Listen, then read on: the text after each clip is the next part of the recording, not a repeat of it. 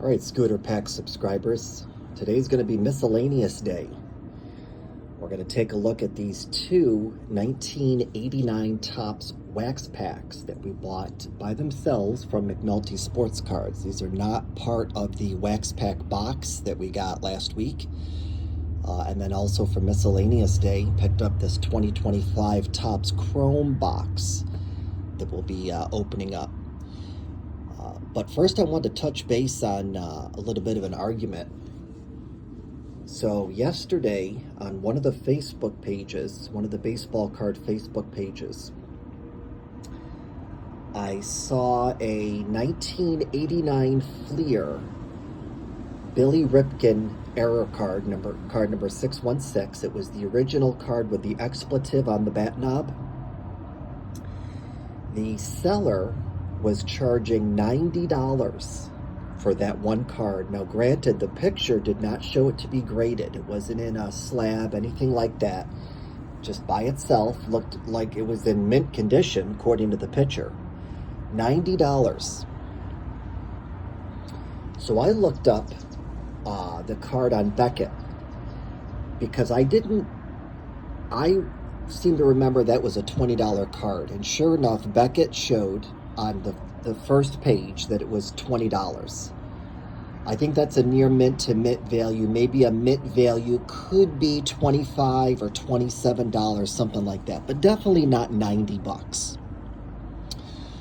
So I commented on the posting, not to start drama, but maybe to poke at the beehive just a teensy bit. And I said, $90? Are you sure about that? Question mark, question mark, question mark. So the guy sends back, I'll buy all the $20 cards that you find. And I didn't want to poke the beehive anymore, so I just responded, LOL. Somebody else comments, you don't go by Beckett, you go by comps.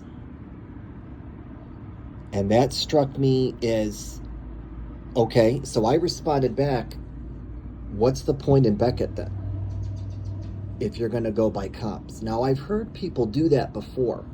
They go by comparable sales on a baseball card or anything for that matter. But here's what I don't get. Beckett's a price guide. Why are people disregarding a price guide? Instead, you're going to go with comps.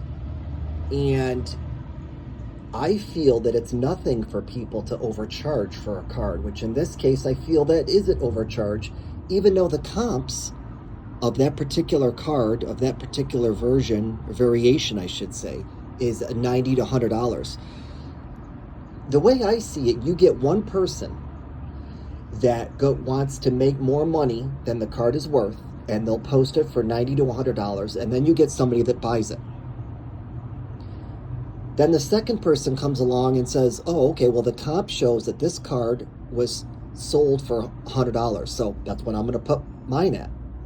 And then the third person, the fourth, the fifth does that. Now you've got 5 people that show, like on a website such as eBay, that the 1989 1989 Fleer Billy Ripken error card, the original with the expletive, is selling for $100. That's its comp. Okay, well, that brings me back to, if you saw somebody jump off a bridge, are you going to do it too because they did it? You see all these people, in my personal opinion, overcharging for a card. So you're going to do it too? And now we're going to base the value of that card at $100 because that's what it sells for? When Beckett says it's worth $20. And if people are gonna go by comps, then what's the point in why is there even a Beckett? I don't get it. I just don't get it at all. I would love some comments on it. I mean, if you go by comps and not Beckett, that's your business, and I'm not going to pass any judgment. But I just personally, I would not do it. I just don't get it.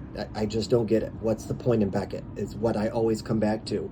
Why is there even a Beckett if we're going to instead go by what the card sells for? Because to me, you've got 5 people now that are charging $60 to $80 more than what a card is worth. And you're just going to do it because everybody else did it? I don't get it. So, just crazy. Absolutely crazy. But anyways, enough of that. Let's shut this video down and upload it. And let's get into this stuff. And then tomorrow, we're going to start with the top. With tops. 86 tops. All right, y'all. Thanks for watching, supporting the channel, and stay safe.